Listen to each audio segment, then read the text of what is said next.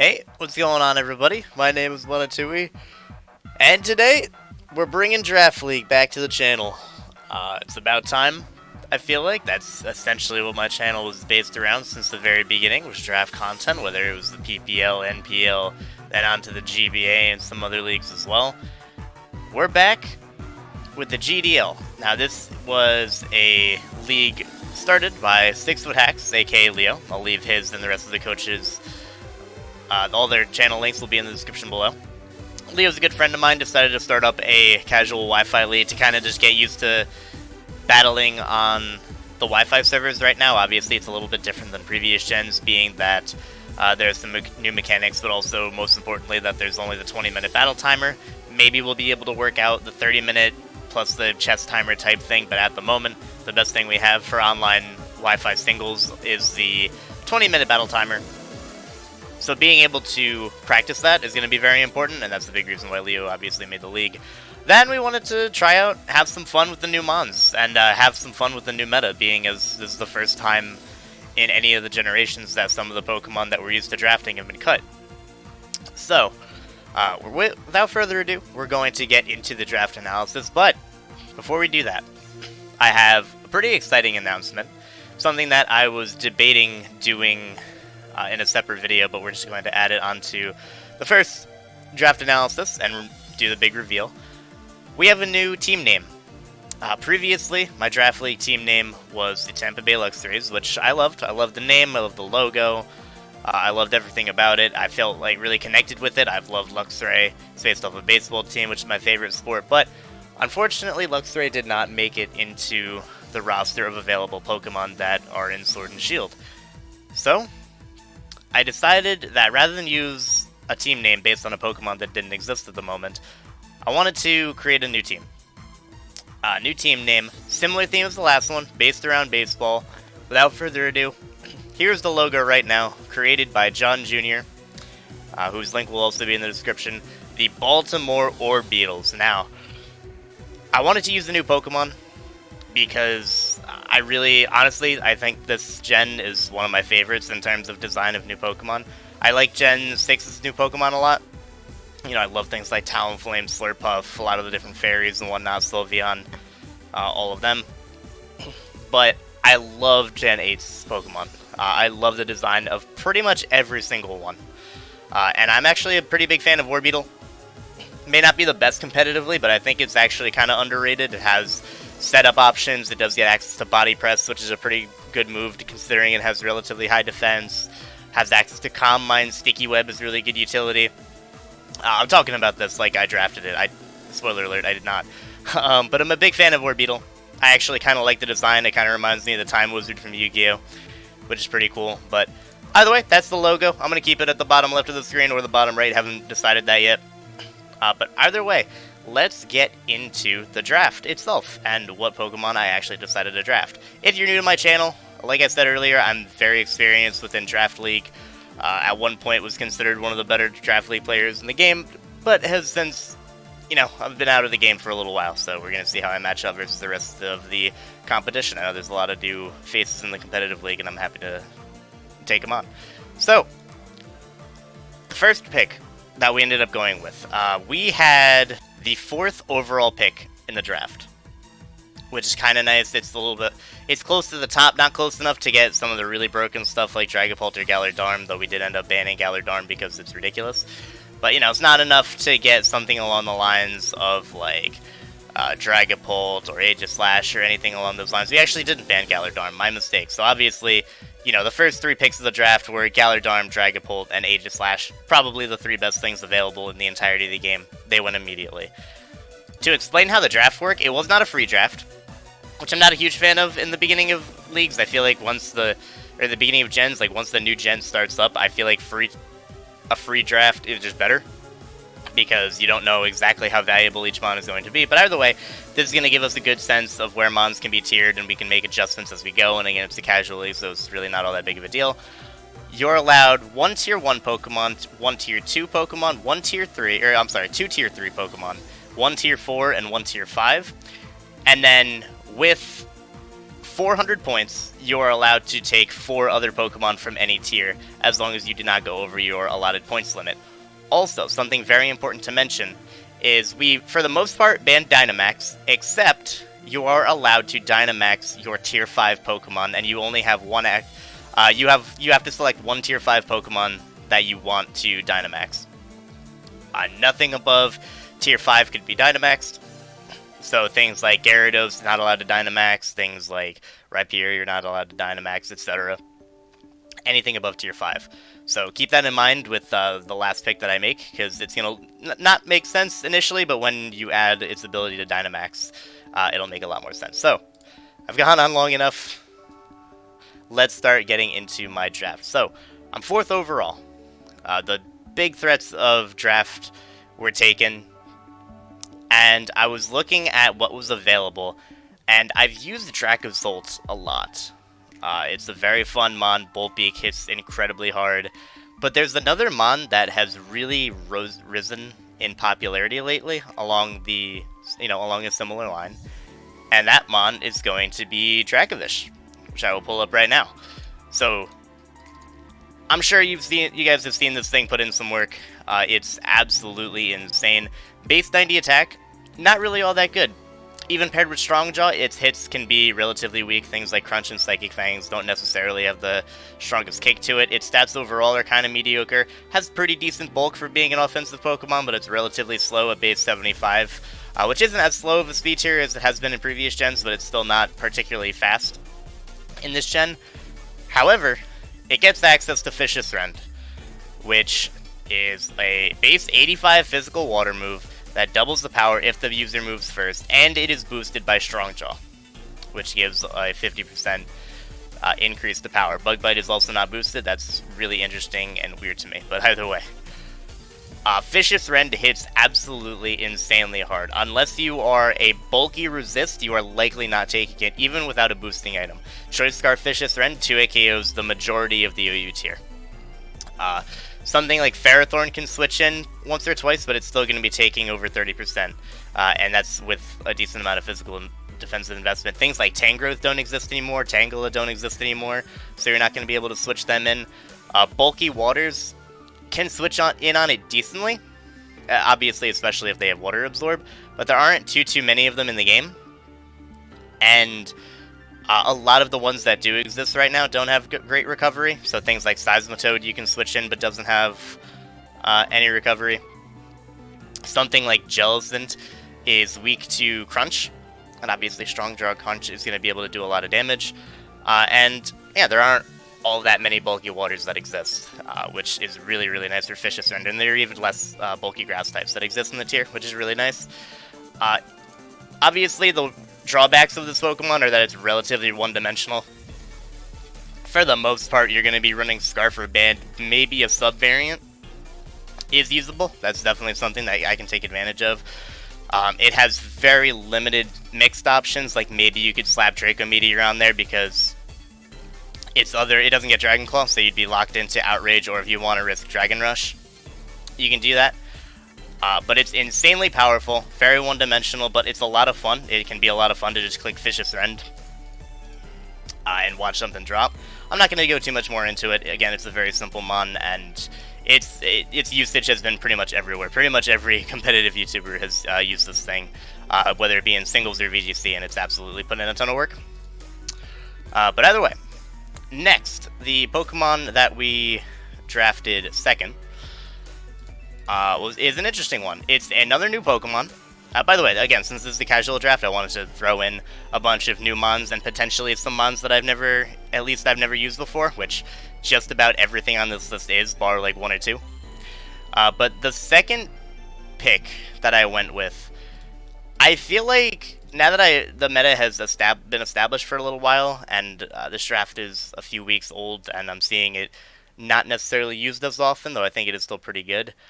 It's going to be Galarian Weezing, which we'll just add right here. So Galar Weezing, there it is. So there are a lot of benefits on paper to Galarian Weezing. It has great physical defense, base 120, bold nature, really, really bulky. Goes up to 372 at level 100, which is what we're going to be playing with on Showdown. Low base HP, relatively low SPDEF. Honestly, it doesn't really have great stats outside of its physical defense. Has decent attack and special attack, though you're usually going to be running special attack because it has a good special move pool and basically no physical move pool outside of like Explosion and maybe Gyro Ball. I didn't know it got play rough. That's pretty interesting, but you're generally going to be running the special move pool because you get things like Fire Blast, Sludge Bomb, Strange Steam, which is a new fairy move that it gets, Thunderbolt, Will-O-Wisp, things along those lines. It offers very good utility, and a big buff that they gave to Weezing this gen, outside of gaining the fairy typing, is it is now a defogger. So Weezing can now set up Toxic Spikes, spread things like Will-O-Wisp, and also defog your opponent's hazards away, which is very, very useful. It's also a bulky fairy, which is great. Obviously, it's limited in its recovery to, I believe, Pain Split. Yeah, it's limited to its recovery in Pain Split. But either way, if you're able to switch it in on something like a fighting move, the lack of recovery isn't really going to hurt it all too much. It's also able to take unstab Iron Heads relatively well. Even things like Zen Headbutts, just because it has a very, very good physical bulk. Base 120 is very high for Gen 8. In previous gens, you might have needed higher to take on dangerous things, but in this generation, there aren't too many physical threats that are strong enough to really 2-hit KO this thing and do a lot of damage to it. Galar Weezing also has the opportunity to remove setup, which is really big. Gen 8 is full of setup sweepers everywhere. It has access to Haze, it has access to Clear Smog, which is really important. Just learning this now, it gets access to Aromatherapy, so you now have a Cleric on your team if you draft this thing. Also has some niche tech like Destiny Bond, as you can see here, as well as Taunt, which can come in handy against versus other, other bulkier threats, being able to prevent things like rocks from going out or preventing slower setup. Also gets access to Toxic, which is a niche thing in Generation 8 because there is no TM for Toxic, so you're actually kind of limited in what's able to get it. And Weezing, fortunately, is one of those walls that will be able to Toxic things and put them on a timer. Next, for our round 3 pick, I was thinking about this for a little while, and it looks a little weird to take it this early, but you also have to remember that it got some indirect buffs this gen due to the lack of hidden power being available, but being obviously the hidden power is no longer available in the game. And it also got a little bit of a buff in there being less grass types, less things to actually have grass coverage, or you don't want to run grass coverage as often. It's a monster in VGC right now, though obviously we're playing singles. And that Pokemon is going to be Rhyperior. So, Rhyperior I have used briefly in one draft before, in the PPL season that I ended up leaving. That ultimately my final PPL season, after leaving the league and taking a hiatus for a year. But it's one of my favorite Pokemon in general. It has been for a very long time. Obviously, incredible physical defense, 115 HP, 130 defense, paired with Solid Rock. There's basically no physical attack that can OHKO this thing. Even things like Seed Bomb, some Power Whip, some Waterfall, and Liquidation are unable to knock this thing out, which is fantastic. And even though it has mediocre SPDEF, the base 115 HP can kind of make up for it, and if you run max SPDEF, you will be able to take a surprising amount of hits. This thing is the ultimate electric type counter. There's pretty much no electric type outside of Heliolisk that gets coverage to hit this thing. Bolton is not going to be hitting this thing very hard at all, because again, none of them get HP Grass anymore. Something like Jolteon, the best thing it can hit you with is Shadow Ball, which you're going to be able to take 2 of if you're specially defensive. It's an ultimate check to electric types. It also is just so incredibly strong, like base 140 attack with Adamant is incredible, goes over 400 at level 100. And it also has a great physical move pool in addition to being the first Stealth Rocker that is available on this team. So obviously you got your standard Earthquake, Rock Blast, Stone Edge, Stealth Rock. You can run Dual Dance with Swords Dance and Rock Polish. You do get access to things like, I believe this gets access to Roar still. No? Okay, so Roar and Dragon Tail were lost due to Generation 8, but either way, not big a deal. It still succeeds as being a tank. Gained Hydro Pump. Don't know when you're ever going to use that, but it's available. Maybe I'm going up against an opposing, like, Rhydon or an opposing Rhyperior somehow.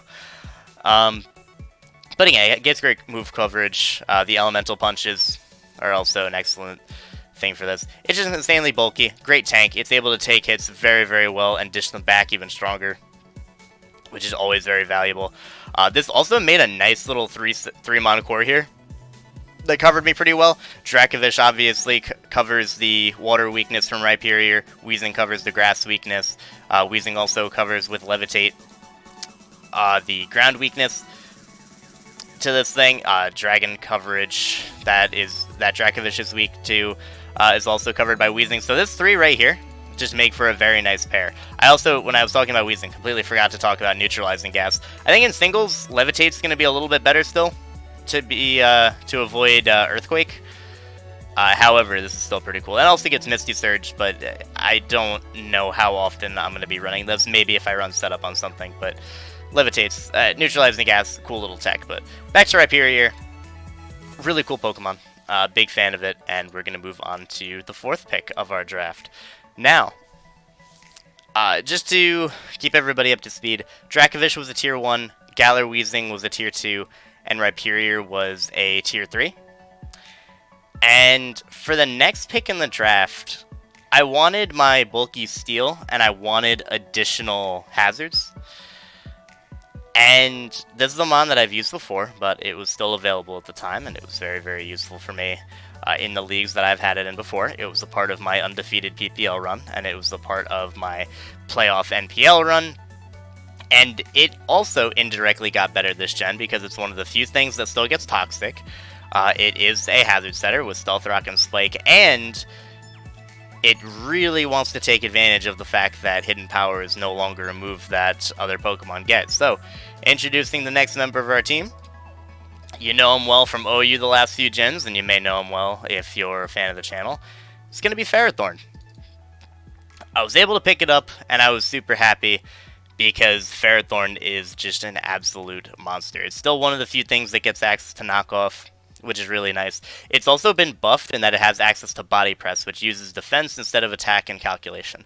So suppose I'm Max Fizz Def Bold, or yeah, whatever, we'll say Bold for now.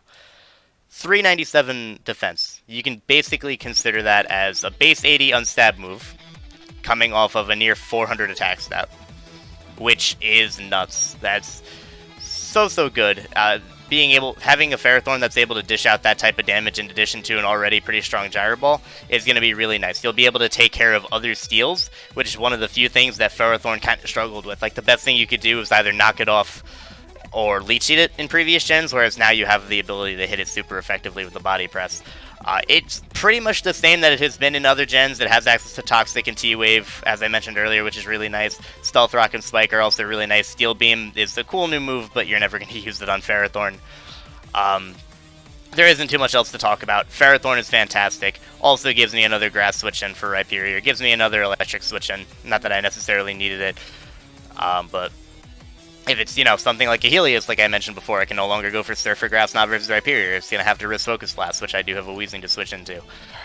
So Ferrothorn complements the team really, really nicely. It's my second rocker of the team. This also gives me access to Spikes. Really happy it's a part of the team.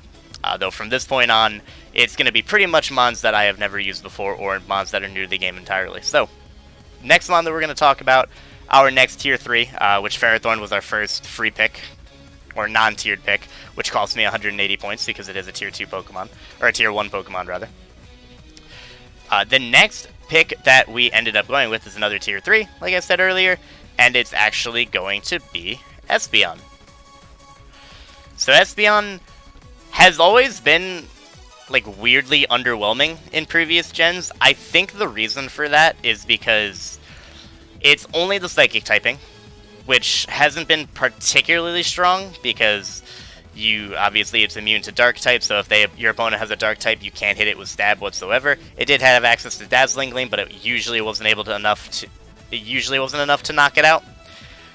And you would obviously be straight up knocked out by something like a Dark Pulse or a Knockoff or a Crunch or anything along those lines.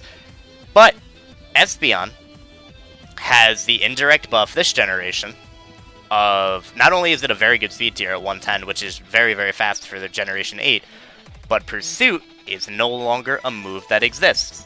So you can click Psychic, and even if they bring in their Dark type, you do not have to fear switching out. You do not have to fear the 50-50 of do I stay in and click Dazzling Gleam expecting the Pursuit, do I switch out expecting him to go for a knockoff, what are they going to do to me? You don't have to fear that anymore. You can just switch out freely into whatever you want to go into, because you will not be Pursuit trapped, because it does not exist. Espeon yields one of the best abilities in the game in Magic Bounce, being able to potentially bounce back hazards. It's really, really nice. It's a hazard deterrent. Your opponent may consider not even bringing Stealth Rock or Spike or Toxic Spike or anything along those lines, just out of fear of Espeon coming, which is going to be really, really nice. It also has a pretty good move pool. Gets access to Psy Shock, Psychic. Dazzling Gleam is a big one in order to hit Dark types. Grass Knot if you really need it. You can also run semi-support sets, so like, it doesn't get access to Thunder Wave, but it gets access to something like Morning Sun, which can be kind of nice recovery. Also gets access to dual screens with the which can be very, very nice if I want to set up with something like Rhyperior, if I want to go for like a sub Dracovish play or something along those lines. Screens might be able to help me out a little bit. It also does have access to things like Wish, and it gained, I forget if it gained or if it always had stored power, but stored power is also always an option. The one big drawback of Espeon this gen, in addition to all of the indirect buffs that I got, is that obviously it lost the ability to run Hidden Power. So it's pretty much hard-walled by a lot of steel types. Like, thankfully I picked up Ferrothorn, which is a very good wall to it. But, you know, like, Shadow Ball is going to be my best way of hitting steel types, which, against a lot of them, is not really going to be doing all that much damage.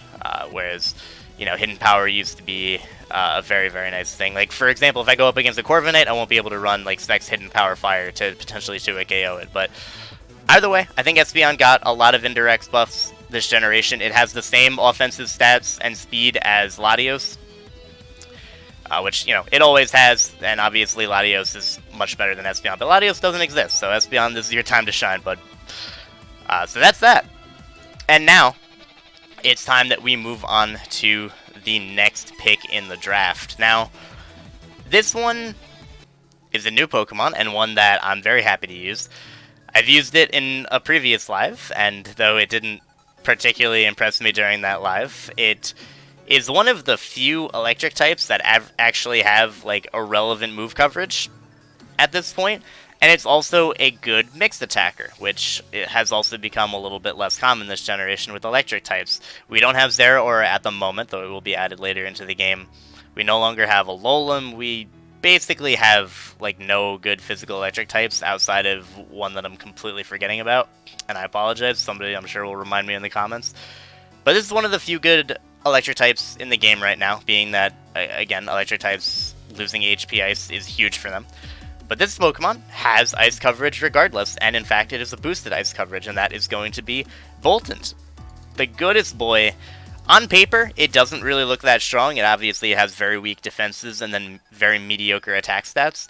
However, with Strong Jaw, a lot of these moves are going to be getting a lot stronger. Thunderfang, for example, is going to be boosted, and it's actually going to be a little bit stronger than Wild Charge, than a Stab Wild Charge would, which is really nice. Then you also have access to things like Crunch, which can be useful for ghost types. Something like a Runerigus, for example, that would be immune to my stab, I can hit with a Crunch and do maybe like 50% to. It also has access to Play Rough, which is very, very important for opposing dragon types.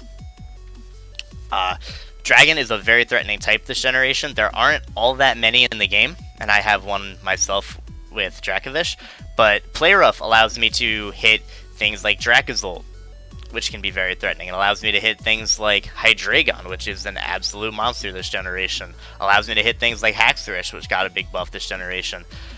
It's very, very important that I'm going to have fairy coverage to hit those types of threats. Plus, I will be able to hit dark types super effectively, which is also very important, seeing as dark types in general can be very strong. It also gets something like Flame Charge, which can maybe be useful at some point if I run like an E-Belt set. Firefang, also Strong Jaw boosted, would be good if you know, my opponent had a Ferrothorn, though obviously I have it. I think somebody might have drafted Ferroseed. Either way, Firefang is kind of nice for bulky steel types that may not fear Thunderfang as much. Like I said, we got Psychic Fangs for those fighting types. Just in general, has very, very nice coverage for the tier, or for opposing teams. which I'm very hyped for. Also, at base 121 speed, it's going to outspeed the majority of whatever my opponent decides to bring. And I will sometimes be able to bring Adamant, sometimes I'll be able to bring Choice Band and not force this thing into a Scarf. It's also a very viable Scarfer in order to outspeed other potential Scarfers, or outspeed things like Dragapult or Noivern, which are just naturally faster. Bolton, great boy. Love him. He's adorable. And I'm really happy to have him. So that's going to be our round 6 pick. And we now have to move on to the next Team Builder slot, because I'm running out of room. By the way, I apologize if you're new and I'm taking forever to explain everything. Welcome to my draft analysis. You should check out the ones I've previously done if you feel like this one's too long. But either way, next up was a mon that I feel like it's underrated, but I also feel like it doesn't do as much as it should. I did a live on it, and I was really happy with it, and it really, really takes advantage of the new item Heavy Duty Boots, which allows you to be immune to hazards damage, which is very useful for this because it's 4 times weak to hazards. And we have picked up Senate Scorch. So, you look at this thing's stats initially, and they're pretty impressive. 100 base HP is really nice, 115 attack, very, very solid. A little bit of weak defense, but with the 100 HP, it's actually kind of nice. Similarly to Volcarona, similar bulk to Volcarona. Actually, like, very, very similar. I think it had, like, Volcarona had less, or had, like, maybe less defense but more HP. Actually, I can just look it up, hang on. Let's take a look, yeah. So, I'll just pull it up just so you see. Less HP, but similar defense. So Senate Scorch is more physically bulky. Volcarona had base 105 SPDF, whereas Senate Scorch has 90, but it does have the 100 HP. So they're about the same bulk. And obviously Volcarona had Quiver Dance to make it terrifying, whereas Senate Scorch has Coil, which is a little bit inferior, seeing as it has the 65 base speed tier. But Senate Scorch is still really cool. It actually has like a very good move pool. It also is one of the few things that gets knockoff. It gets Fire Lash, which previously used to, I believe, only be available to Heatmore. What Fire Lash does, base 80 physical fire move that is 100% chance to lower the target's defense, which can be very, very useful. It makes this thing very difficult to switch into it, because even if you're sending in a resist, you're lowering its defense, meaning that whatever you go into next, or if you have another attack to hit it, it's going to be doing a lot more damage. Does get access to knockoff, like I said previously. Coil is a good potential setup. Flare Blitz for a stronger fire move could obviously be an option. Also gets access to Leech Life and Lunge, 2 very good bug stab. One also lowering the attack by, always lowering the attack by 1, or 1 just to potentially heal off the damage that it can take. Then a big one that it gets is Power Whip, which allows it to not be walled by bulky waters, which is fantastic, because with base 65 speed tier, you'll outspeed things like Vaporeon. You can potentially outspeed things like Seismitoad if you run a little bit of speed and they're not running a lot of speed, especially since they tend to run mixed. With the sassy nature or with the relaxed nature, you'll be able to outspeed it and knock it out with the Power Whip. Also gets Scald for some reason, which I'm not going to complain about. I'll enjoy that. You can also run support sets with things like Will-O-Wisp, Rest, Sleep, Talk, etc. Really cool Pokemon. Gives me a fire immunity as well with Flash Fire, so that synergizes really, really well with Ferrothorn.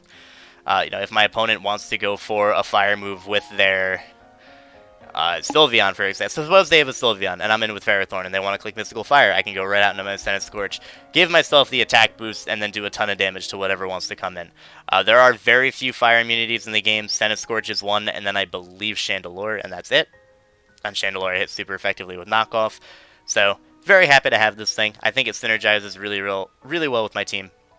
I think my type synergy this draft is absolutely fantastic. Like, if we pull back a little bit, we have, I think, very few duplicating types. Not that that's necessarily a big deal, but we have very few duplicating types, and just everything really synergizes well together. This is something I really wanted. If you remember my undefeated PPL run, I had Ferrothorn paired with Flareon, which was a lower tier fire type, but it still scared people away from running fire coverage, because if they give Flareon a flash fire boost, it's going to smack something really hard. Similar with Senate Scorch, except it's something I plan on bringing a little bit more than I brought Flareon back in the day. So that's Senate Scorch. And now we're going to be moving on to the next pick in the draft. So, looking at my team, I was kind of noticing, one, I don't have a flying type. which I need. Obviously, Galarian Weezing has access to Levitate, but if I run into something that is Mold Breaker Earthquake, something like Haxorus or Excadrill, just completely destroys my team. Like, there's very little bit that I can do, and even if it's weak to Rock Slide, as most flying types are, it's still very important that they don't have the opportunity to freely click Earthquake every single time.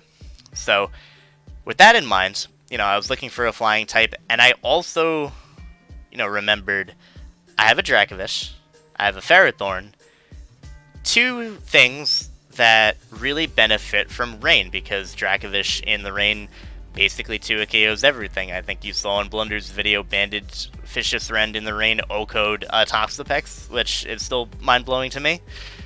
But either way, I have the setup for a potential rain team, and I need a flying type, so why not just go with Pelipper at this point? This was not planned from the beginning whatsoever. I tend to avoid straight weather sweepers, not because I think it's bad, but it's kind of just boring to me. I generally don't like running weather all that much. It's kind of situational, and like I said, it's just not the most fun for me. Even laddering online, like, no matter how badly I want to win, I really don't enjoy setting out my Pelipper and then bringing in Kingdra and clicking Spec Surf and just winning the game. Obviously, Kingdra doesn't exist, but, in previous gens, Rain was lame to me. But Pelipper fits the team really well, and it has a couple nice niches for the team. One, it's a U-turn user, so we'll be able to gain initiative into bulkier checks to things and potentially be able to initiate into hazards, or I can potentially U-turn out into offensive threats on switches, which is very, very useful. Obviously, with the rain up, it gets 100% accurate hurricanes, which is really nice, plus it gets rain boosted water stab, which is excellent. Hydro Pump Surf in the rain can hit very, very hard. Hurricane also obviously hits very, very hard. Its stab, it will not miss. Again, thank the Lord, which is really, really nice. I hate drafting Hurricane, things that rely on Hurricane, unless they're guaranteed to hit, which is really nice, so I'm excited to use this. I also get access to random niches like Seed Bomb. Not exactly sure when I'll be able to use that, but, it's there for me. We also do get access to Roost, which is kind of nice. We have decent defenses, so we'll be able to take hits from certain things. There is no HP Electric anymore, so certain things will not be able to touch us, whereas in previous gens they could. Not too much else to go into. It's a nice rain Pokemon. Scorch doesn't really pair with it all that well, but the rest of the team for the most part does, outside of also Rhyperior, which boosts its, makes it even more weak to water. But either way, this is really nice for my Ferrothorn, and it's really nice for the Dracovish, and it's pretty good as a standalone Pokemon. If Pelipper were, not as expensive as it is because of the fact that it sets up rain, I would love to draft this thing just individually without really any other rain support. I love Pelipper.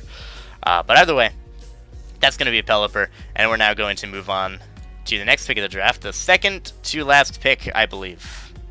Yes, it is the second to last pick. And looking at my team, I always like having a Ghost type just to block spin. And also this gen, with fewer things getting access to knockoff, Violet users have the opportunity to step up and be even bigger threats. In previous gens, knockoff spam was everywhere, and a Violet bulk was pretty hard to use. There was very few very viable Violet users. Chansey was pretty good, but even then people were afraid of it because of knockoff. Something like Doublade was pretty good. Rhydon was pretty good because they were all pretty bulky, even with their even if their Violet got knocked off. But again, knockoff, very limited. So I decided to pick up one of the bulkiest Ghost types, probably the bulkiest, but one of the bulkiest Pokemon in general, and something that has plagued ZU and PU in previous gens, and that is going to be Dusclops. Now, base 40 HP, pretty mediocre, right? It doesn't really give you all that much, but then you have base 130 defense and 130 special defense, which goes up to, I believe, 394. A level 100, and then you multiply that by 50%, and you have just an unbelievably bulky Pokemon. Again, that is less likely to get knocked off. You also have pressure to stall out certain moves. Your opponent clicks close combat. Not only are they not hitting you, but they're also wasting 2 of their 8 PP, which is really nice. Frisk is also a pretty good potential ability, being able to scout what items your opponent has. Obviously, this Dusclops suffers when it comes to offensive prowess. It really doesn't do much offensively. Like, it has some nice moves like Earthquake and Shadow Punch, Fire Punch, Ice Punch. Like, it has a decent move pool and whatnot. It even gets like priority Shadow Sneak, but it's very, very weak offensively. And most of these moves are going to be covered by utility. So like, oh my god, this is loud. One moment. Jesus.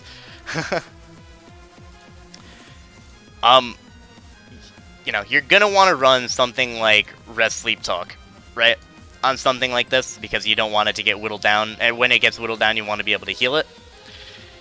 Then, your next best option for attacking would be something like Seismic Toss or Nightshade, depending on if your opponent has a normal or a ghost type, right? If they have a normal type but no ghost type, then you want to run Seismic Toss. If they have a ghost type and no normal type, then you're going to want to run Nightshade.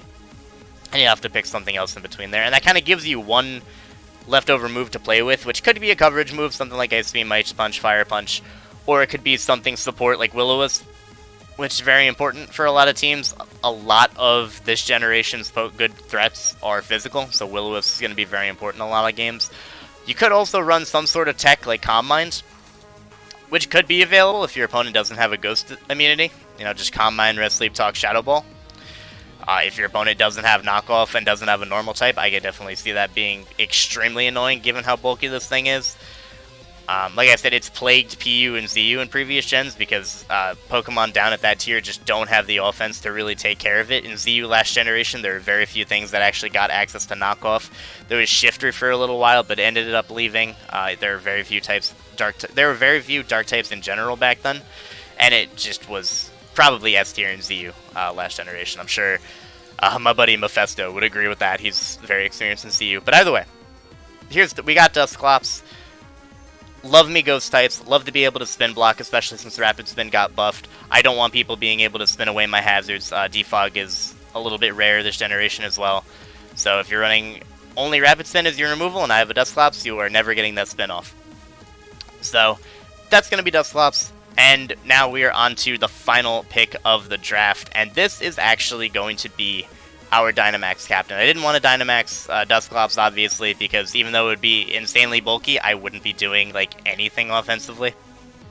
So, initially, I wanted Morgrim, because the potential to get a Prankster Screens plus potential setup would be really nice. Plus, like, Prankster T-Wave, it still has usable offenses, then I can have Sucker Punch on it and something along those lines.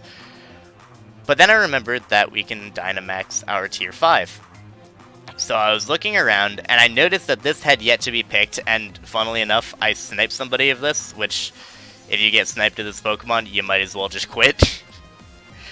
But we picked up Butterfree, and listen, but first of all, G-Max Butterfree not allowed. So the G-Max bug bullshit that has the chance to status you, not in existence. Which I'm thankful for, because I would feel dirty using it. But we have Compound Eyes, which means we hit pretty much all of our Sleep Powders, and we hit the majority of our Hurricanes, right? That's really important. We also have access to things like Quiver Dance, so we can potentially do like a sub-Quiver set with Hurricane. Flying is obviously very spammable. My stats are really bad, right? We have 90 special attack, we have 70 speed, our defenses are horrendous. But then you add Dynamax on top of it. And you pair that with the fact that this is a flying type, which means I get access to Stab Max Airstream. So not only will my bulk be enhanced, and maybe I'll be able to take some hits, I will be able to fire off some very powerful Max Airstreams. After a Quiver Dance, I'm probably faster than everything. After an Airstream, I'll pretty much definitely be faster than everything, and I'll be hitting things very, very hard. If I put something to sleep before I Dynamax, it's just even more threatening, because I have the potential to set up even more Quivers or get off even more Airstreams. And again, the coverage that this thing has is just about as good as you want it, minus a fire move. It does not, unfortunately, get access to Heat Wave, so I won't be able to do too much damage to Steel types. However, flying, like I said, very, very spammable. So, things that resist flying. Rock, I have things like Energy Ball and Giga Drain. Steel, like I said, unfortunately won't be able to do anything about them. There are very, very few viable electric types, and pretty much all of them are frail, so they're not going to want to switch in on a Bug Buzz or an Airstream either way. And like, guys, I cannot stress enough, how ridiculous Dynamax is. The reason that it was banned in OU. It turns Pokemon like this into absolute monsters.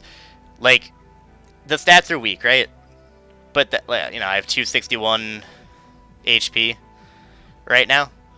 When I Dynamax, I have over 500. You know what has 500 HP? Snorlax. Snorlax can hit 500 HP, and that has base 160 HP. So this is not a direct analogy to say that Butterfree is better than Snorlax, but with Dynamax, Butterfree has the potential to be an absolute monster. How many times have you guys played OU when Dynamax was legal and lost to anything with Airstream? That mon turned Stegalith, a previously RU Pokemon, into one of the scariest things you could ever go up against with Airstream, stored power, whatever shenanigans. Butterfree has the potential to do similar types of damage. Access, like I said, Airstream, absolutely broken. Being able to boost my speed, special attack, and Spadef previously with Quiver Dances before I Dynamax, absolutely insane. Even something like Energy Ball or Giga Drain, going for the max overgrowth. After I do that, actually I don't have stronger grass moves because I'm a flying type and I'm in the air, haha, but Butterfree has potential to do some magical things. I really hope I'm going to be able to pull off a Butterfree sweep. It's so hilarious to me that people are going to have to prep and be afraid of a Butterfree. It's even funnier to me that I sniped mid-Pokemaster, another coach in the draft of this Pokemon. Like, can you imagine? Imagine last generation, somebody snipes you a Butterfree. You're quitting the draft immediately. That's it. You're not recovering from that. You wanted a Butterfree, and it got taken from you. That's enough on this. I've been doing this for a very long time. Like I said, definitely check out the other coaches in the description below. Again, shoutouts to Leo6thehacks for putting the league together. I will be uploading games of this. I'm not sure exactly my schedule of this yet. It's not upload required, but I would like to get some content out there. Not only because I want to obviously show you guys the content, but I really want to get used to live comming these games since the Versus Recorder doesn't exist anymore, and I did just get an Elgato, and I kind of need to practice for maybe another league that's coming up that's a little bit bigger that you guys might have heard of, but either way, that's going to be it for the draft analysis. Thank you guys so much for watching. Hope you all enjoyed. Subscribe if you are new to the channel and you enjoyed what you see, and I'll see you next time. Bye.